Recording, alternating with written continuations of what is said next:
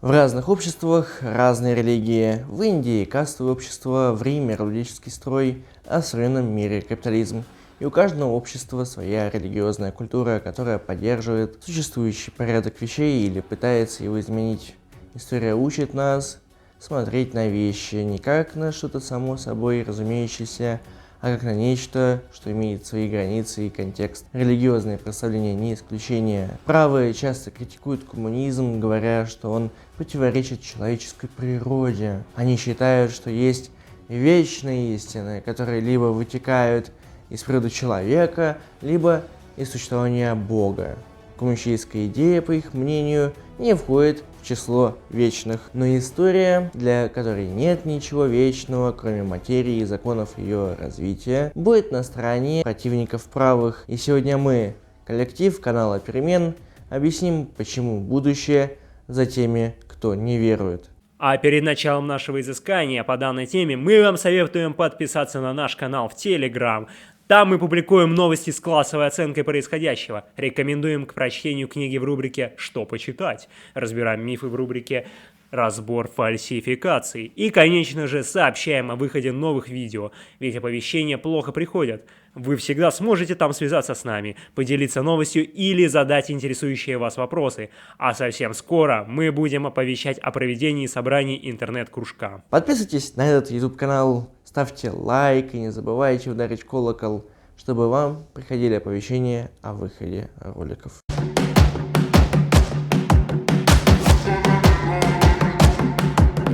Нелепо выглядит представление о вечности истин той или иной религии. Мы имеем такое множество верований, противоположных друг другу, что нам остается признать, либо все религии лгут, либо большая часть верующих обречена на ревность и немилость истинного Бога или божеств.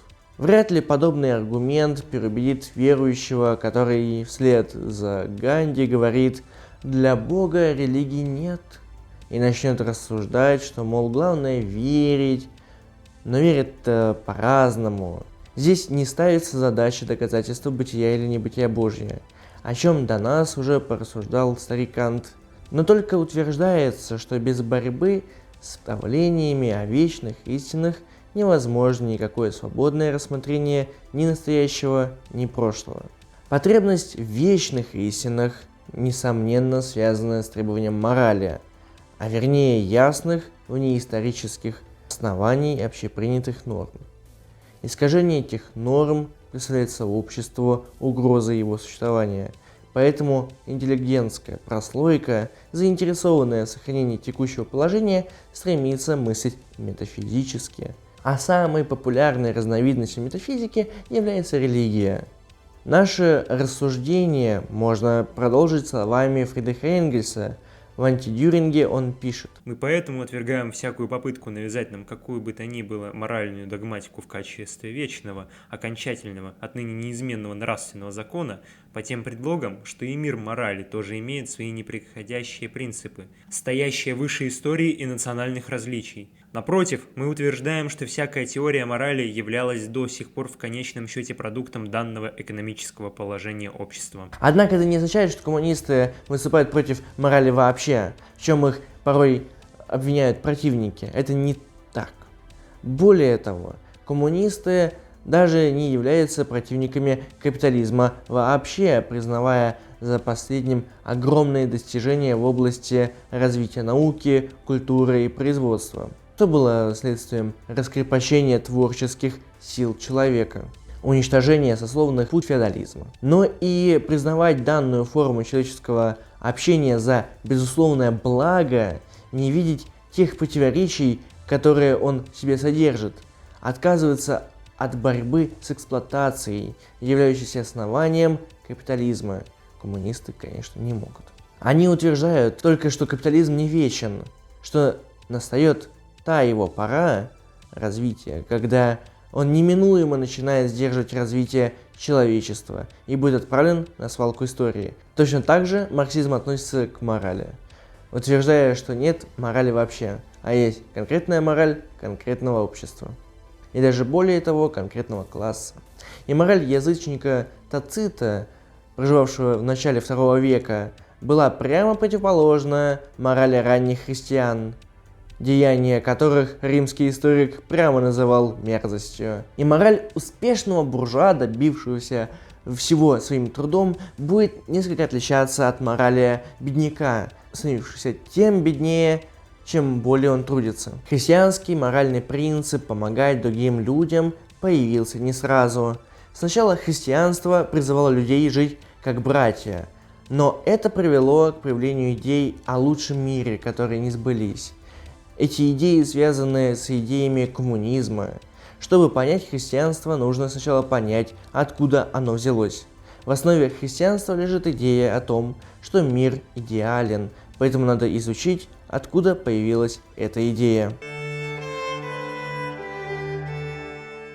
Христианство представляет собой идиллическую религию, что отличает его от множества языческих культов. Язычники древности не разделяли дух и плоть, воспринимая дух как часть природы, ее оживляющую силу. Языческое мировоззрение было пронизано мифами, которые связывали человека и природу. Появление идеализма знаменовало раскол сознания, противопоставивший природное и духовное начало. Идеализм стал результатом развития древнегреческой философии. Древняя Греция стала первой страной, где сформировался слой интеллектуалов, философов, ученых, политиков, которые были одинаково далеки как от народной языческой религии, так и от физического труда. Созерцательный образ жизни думающего меньшинства обеспечивали за счет деятельной жизни несвободного большинства. Античная философия и наука стали возможны благодаря развитию эротических отношений, распаду общинно-родовых связей и присущему им способу мышления мифологии. Это способствовало усилению роли интеллектуальной культуры в общественной жизни, росту спроса на образование, особенно на учителей риторики, науки убеждать, которая была особенно ценной в условиях полисной демократии. Речь идет о софистах, которые, подобно одному из героев Аристофана, могли обращать за щедрое вознаграждение кривду в правду, а правду в кривду, по словам Платона. Софистика оказалась искусством приобретать, менять, торговать вообще, торговать духовными товарами, а именно рассуждениями и знаниями, касающихся добродетель. Последние нуждаются в достойных клиентах, и в этом смысле софистика это еще охота за богатыми и славными юношами. Иными словами, мы имеем дело с помученных мужей, обладающих чудесной способностью превращать свои мысли в нечто материальное, то есть деньги. Аристократ Платон, великий ученик Сократа, жил в конце 5-го, начале 4 века до нашей эры, в период, когда полисная демократия переживала кризис. Он с презрением относился к софистам, представителям демократического течения, которые считали, что умелое использование риторических фигур – это высшее благо, и за это получали плату. Платон, в противовес учению софистов об относительности всех идей, создал собственное учение о мире вечных идей эйдосов, которые существуют отдельно от материи. Он утверждал, что тело – это могила, и не стоит цепляться за этот несовершенный мир. Истинный просветленный, то есть мудрец, по мнению Платона, тот, кто способен созерцать надмирные, то есть вечные истины. С Платона принято отчитывать историю философии идеализма. Противопоставляя текущую, изменяющуюся материю и вечную идеальную сущность вещей, Платон подошел к конфликту между двумя началами – духом и плотью, идеальным и материальным, который стал центральным конфликтом всей последующей европейской культуры. Однако само это различие и сам этот конфликт стали возможны благодаря характеру общественных отношений того времени. Предпосылкой идеализма стало углубление разделения между умственным и физическим трудом и их дальнейшее отчуждение друг от друга. Умственный труд стал восприниматься как удел господ, а физический – как занятие рабов. Как отмечал Лосев, методически структурное соотношение отдельных элементов рабского способа производства логически одно и то же и в рабском способе производства, и в античных философских отношениях идеи и материи. Христианство, возникшее на основе эллинистической культуры, унаследовало это разделение духа и плоти. Оно превозносит созерцательную жизнь над деятельной, молитву над борьбой и в худших своих формах проповедует смиренное отношение к несправедливости, что на самом деле является пассивностью перед социальным злом, прикрытой религиозным туманом. Все самое непривлекательное для человека левых убеждений кроется в этом идеализме христианской религии. Однако в то же время нельзя не увидеть в идеализме бесплодное желание избавиться от всего, что делает человеческую жизнь невыносимой. Пытаясь отстраниться от того, что отяжеляет и омрачает существование, не находя в нем определенности, идеалист отрицает само существование, противопоставляя ему потустороннее бытие. В этом мире он создает бесплотный мир священных образов и теорий, никак не связанных с действительностью. Находя убежище в зыбком мире идей, он все труднее осознает необходимость борьбы, уповая на некую идеальную высшую волю, и все менее способен видеть за общественными процессами их реальное содержание. Не только идеализм определяет черты христианства, в самом его сердце пульсирующая рана – разрыв, который гораздо глубже платоновского. Этот разрыв имеет классовую природу.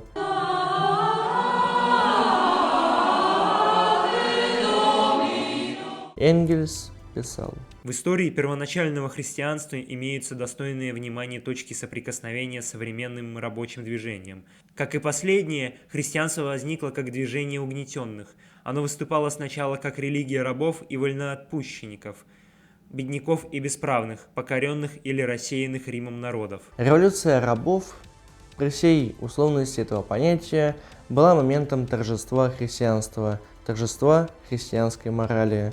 По словам Ницше, с евреев начинается восстание рабов морали, восстание, имеющее 2000-летнюю историю, и теперь бросается в глаза только потому, что было победоносным. С недавнего времени на всей культуре Запада сохранялся отпечаток христианской морали. Даже в эпоху триумфа буржуазии в XIX веке христианство оставалось последней, хотя и иллюзорной связью между господами буржуа и их рабами-пролетариями. Эта связь прослеживается в романах Диккенса и Толстого, рассказах Гоголя и сказках Андерсона. Она угадывается в сентиментальности буржуазной эпохи. Однако сейчас от нее не осталось и следа.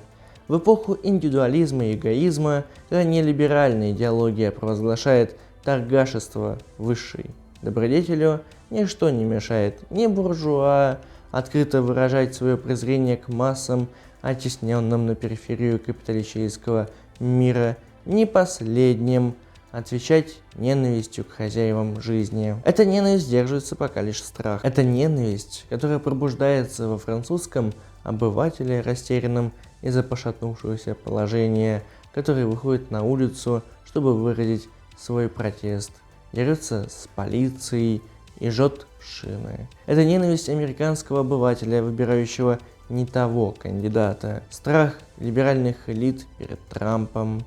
Это ненависть, выходящая за рамки либеральных представлений о демократии, будет только расти, а вместе с ней будет расти и нестабильность. Христианская мораль, как и всякая мораль рабов, не вполне подходит современным буржуа.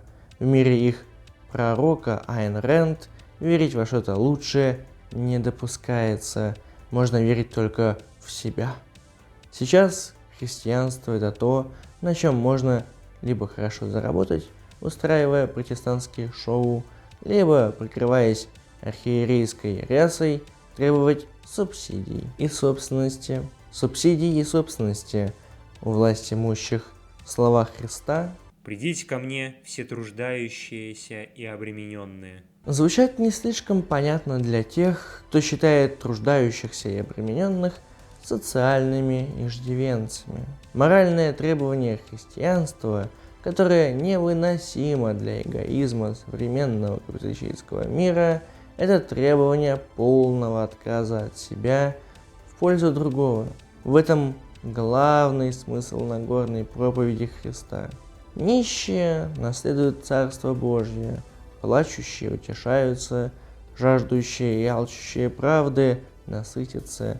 Все эти заповеди свидетельствуют о воздаянии, о торжестве сломленного и угнетенного. Но что еще более невыносимо для обывателя-буржуа, это требование отказа от богатства, и что в Евангелии звучит более отчетливо отказ от накопления собственности. «Не собирайте себе сокровищ на земле», гласят слова Евангелия, «ибо где сокровище ваше, там будет и сердце ваше». Удобнее верблюду пройти сквозь игольные уши, нежели богатому войти в Царствие Божие. Если хочешь быть совершенным, пойди продай имение твое и раздай нищим. За этими словами слышится голос нищеты. В христианстве порицалось стяжательство и жажда наживы, ведь в истоках своей религии христиане видели страждающего бедняка, создавшего страдающего Бога. Распятие – символ рабских страданий и смерти. Ведь свободных людей в Римской империи не распинали. Однако церковь, спекулируя этим образом, стала самой богатой и влиятельной религиозной организацией. Перерождение церкви – это рассказ о том, как христиане из гонимых превратились в гонителей. Церковь начиналась как коммуна, где каждый отказывался от собственности в пользу общины. Первые христиане были готовы к испытаниям и лишениям ради исполнения идеи. Подобная жертвенность и самоотверженность прослеживается в революционном и рабочем движении XIX века. Эрнст Реннан говорил: Если хотите представить себе первые христианские общины, присмотритесь к секции Международного товарищества рабочих. ереси часто были попытками вернуться к истокам, но церковь и государство подавляли их. Первые христиане были еретиками по отношению к иудейской религии, видя в Боге сына плотника. Их преследовали за проповедь евангельского слова, бросали в тюрьмы, побивали камнями. Но первые христиане утверждали, что Всевышний не в рукотворных храмах живет. многие современные христиане оспаривают. После возвышения христианства при Константине церковь стала привлекать новообращенных с корыстными мотивами. Церковь бюрократизируется, священники занимают государственные должности, христианство становится политикой. По инициативе императоров проходят первые Вселенские соборы, утверждающие догматику.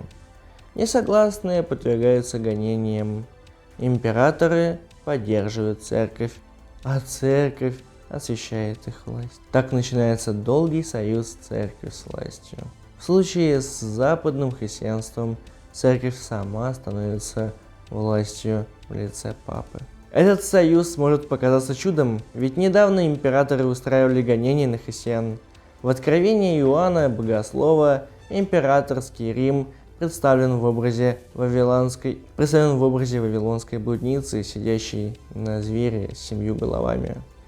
В действительности христианство стало инструментом легитимизации власти, прежде всего деспотической. Церковь подстраивала религию рабов под свои нужды, вводя нелепые противоречия и поддерживая языческие суеверия. Так, поклонение мощам стало языческим культом мертвых, а иконопочитание идолопоклонничеством, осуждаемым в Завете.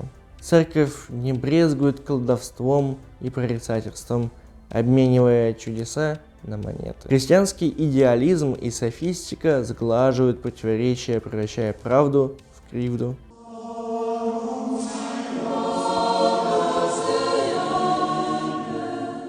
В средневековой церковной истории можно говорить о двух христианствах: официальном, казенном и еретическом, народном, жаждущем очищения церкви.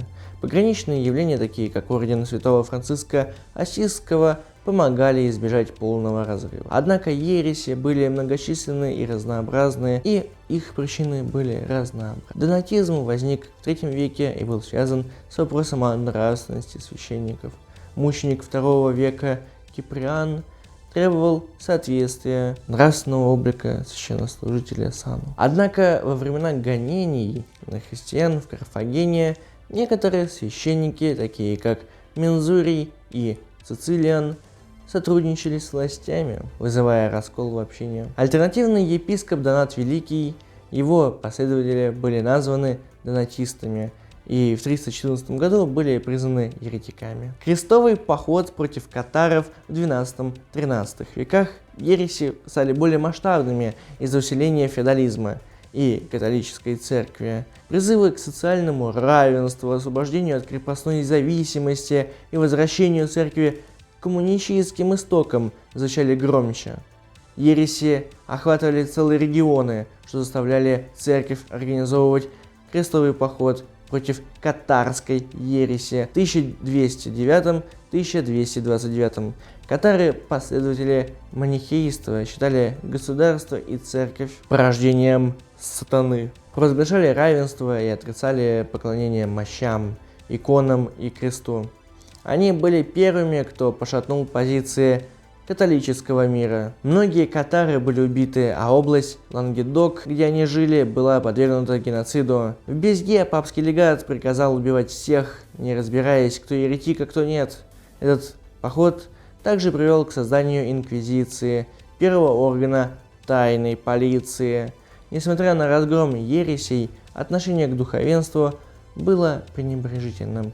Другая ересь лоллардов станет идеологической основой самого крупного в истории средневековой Англии восстания под предводительством Уотта Тайлера в 1381 году. Известен афоризм лолларда Джона Болла, обращенный к толпе бунтовщиков. Когда Адам пахал, а Ева прила, кто был тогда дворянином? Повстанцы желали уничтожения крепостного права, феодальной и церковной иерархии.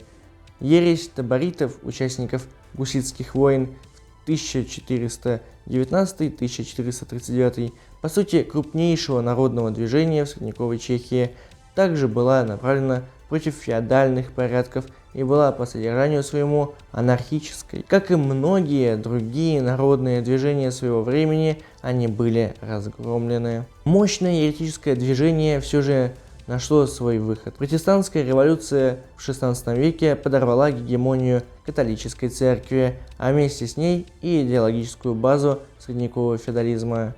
Реформация способствовала распространению новых форм общественных отношений и распространению капитализма.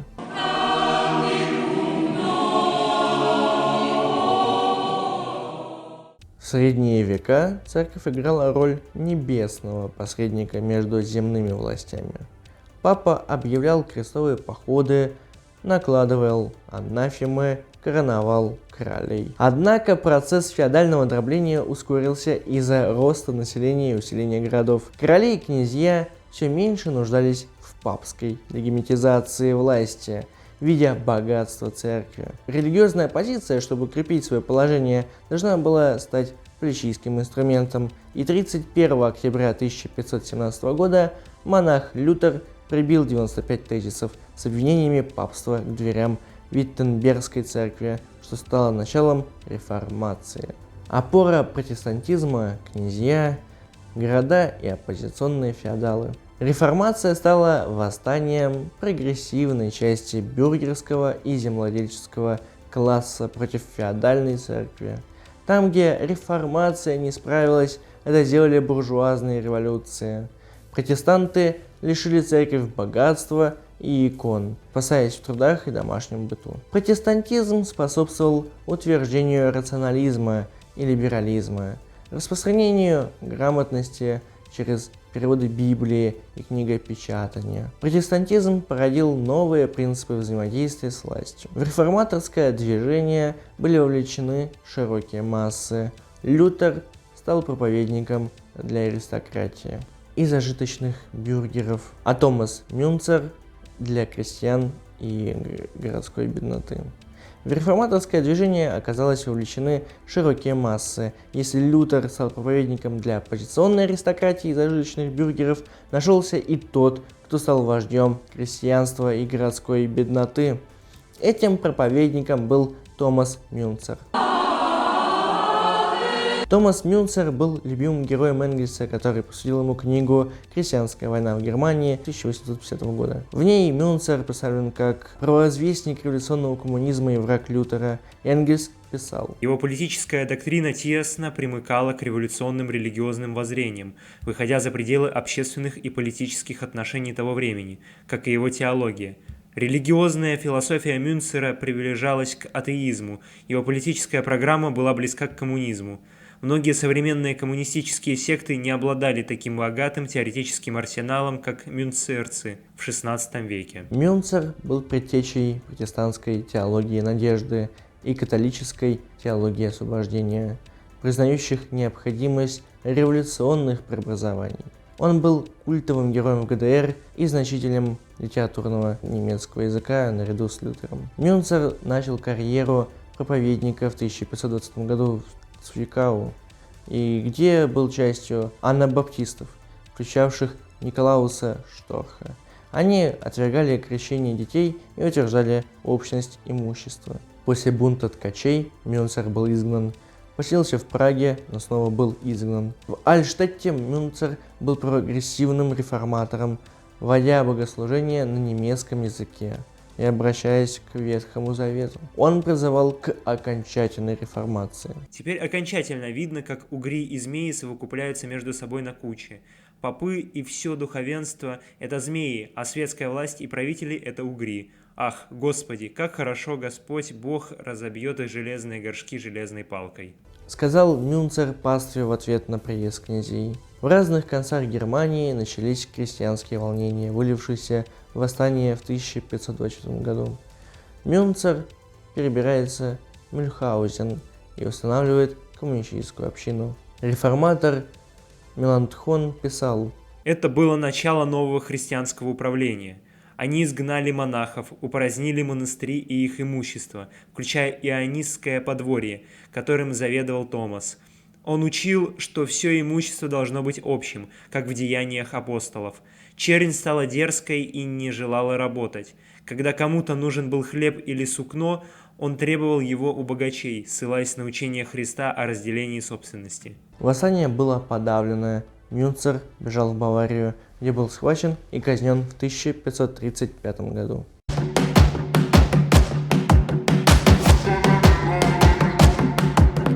Экономическое угнетение рабочих неизбежно вызывает и порождает всякие виды угнетения политического, принижения социального, ограбления и затмения духовной и нравственной жизни масс. Рабочие могут добиться себе большей или меньшей политической свободы для борьбы за свое экономическое освобождение, но никакая свобода не избавит их от нищеты, безработицы и гнета, пока не сброшена будет власть капитала.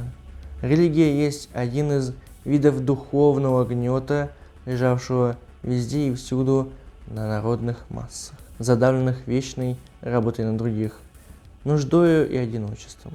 Бессилие эксплуатируемых классов в борьбе с эксплуататорами также неизбежно порождает веру в лучшую загробную жизнь, как бессилие дикаря в борьбе с природой порождает веру в богов, чертей, чудеса и так далее. Того, кто всю жизнь работает и нуждается, религия учит смирению и терпению в земной жизни, утешая надеждой на небесную награду. А тех, кто живет чужим трудом, религия учит благотворительности в земной жизни, предлагая им очень дешевое оправдание для всего их эксплуататорского существования и продавая по сходной цене билеты на небесное благополучие. «Религия есть опиум народа», — сказал Карл Маркс. Задача коммунистической партии — сделать эту истину понятной для всех трудящихся. Необходимо объяснить, что религия была и остается мощным оружием в руках угнетателей. Некоторые коммунисты ошибочно полагают, что вера в Бога не мешает им бороться за дело пролетарской революции. Такое мнение ошибочное. Религия и коммунизм несовместимы ни теоретически, ни практически. Коммунист изучает общественные явления как закономерности. Законы общественного развития определены научным коммунизмом, основанным на теории исторического материализма. Эта теория утверждает, что сверхъестественные силы не влияют на общественное развитие. Понятие о Боге и потусторонних силах возникло на определенной стадии человеческой истории и постепенно исчезает. Грабительские классы поддерживают веру народа в чудеса, поэтому религиозные предрассудки остаются живучими. Вера в Бога не влияет на изменения в природе.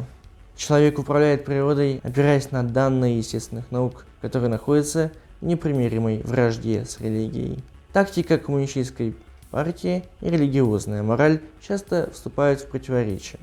Коммунист, отвергающий религиозные заповеди, перестает быть верующим, а верующий, нарушающий партийные предписания, теряет коммунистическую принадлежность. Борьба с религией включает в себя два аспекта: борьба с церковью, как организация религиозной пропаганды, и борьба с религиозными предрассудками трудящихся масс. Ленин писал: «Религия – род духовной сивухи, в которой рабы капитала топят свой человеческий образ, свои требования на сколь-нибудь достойную человека жизнь». Итак, первое деление церкви от государства. Церковь по христианскому катехизису – это общество верующих, объединенных верой и таинствами. Для коммуниста это общество людей, объединенных источниками дохода за счет невежества верующих. Это общество связано с другими эксплуататорами, помещиками и капиталистами, и, конечно же, государством, от которого получает помощь в угнетении трудящихся. Церковь и государство тесно связаны, обе силы объединились для борьбы с трудящимися массами. Раньше буржуазия требовала отделения церкви от государства, но не осуществила его из-за усиления борьбы рабочего класса. Буржуазия предпочла использовать церковь для борьбы с социализмом. 100 лет назад пролетарское государство довело борьбу с церковью до конца. Одним из первых декретов было отделение церкви от государства. Понятие о Боге и потусторонних силах появилось на определенной ступени истории и почти полностью исчезло. Но, к сожалению, религиозные предрассудки живучи, так как им выгодно поддерживать невежество народа и веру в чудесное. Человек управляет природой, опираясь на науку, которая находится в непримиримой вражде с религией. Коммунизм несовместим с религиозной верой и практикой. Тактика коммунистической партии и заповеди религии противоречат друг другу. Верующий коммунист, нарушающий предписания партии во имя заповедей религии, перестает быть коммунистом. Борьба с религией имеет две стороны: борьба с церковью, как организация религиозной пропаганды, и борьба с религиозными предрассудками трудящихся масс. Ленин и тут нам поможет. Но раб, сознавший свое рабство и поднявшийся на борьбу за свое освобождение, наполовину перестает уже быть рабом. Современный сознательный рабочий, воспитанный крупной фабричной промышленностью, просвещенный городской жизнью, отбрасывает от себя с презрением религиозные предрассудки, предоставляет небо в распоряжении попов и буржуазных ханжей, завоевывая себе лучшую жизнь здесь, на земле. Современный пролетариат становится на сторону социализма, который привлекает науку к борьбе с религиозным туманом и освобождает рабочего от веры в загробную жизнь тем, что сплачивает его для настоящей борьбы за лучшую земную жизнь. Второе отделение церкви от школ и университетов. Священнослужители используют религиозное образование для укрепления власти церкви и воздействия на массы, особенно на молодежь. В царской России закон Божий являлся важным предметом в школе, а церковь поддерживала самодержавие. Церковь также контролировала народное образование через сеть церковно-приходских школ. Совместное обучение в школе и церкви уже привело к конфликту между наукой и религией. Напомним высказывание представителей церкви и Единой России. Вот теория Дарвина, допустим, например. Все знают, что это ошибочная теория. Мы понимаем, что она идет вразрез религии, вразрез воспитанию. Тем не менее, в учебниках встречается.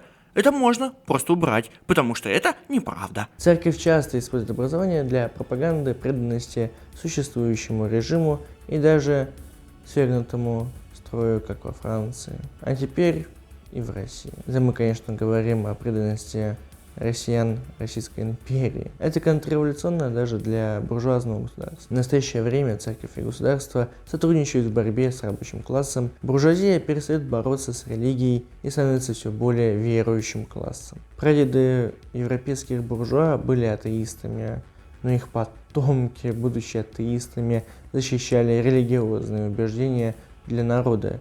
Сегодня многие буржуа и интеллигенция возвращаются к религии, Это связано с чувством обреченности. Революционный пролетариат добьется того, чтобы религия стала действительно частным делом для государства. И в этом очищенном от средневековой плесени полицейском строе пролетариат поведет широкую, открытую борьбу за устранение экономического рабства, истинного источника религиозного дурачивания человечества.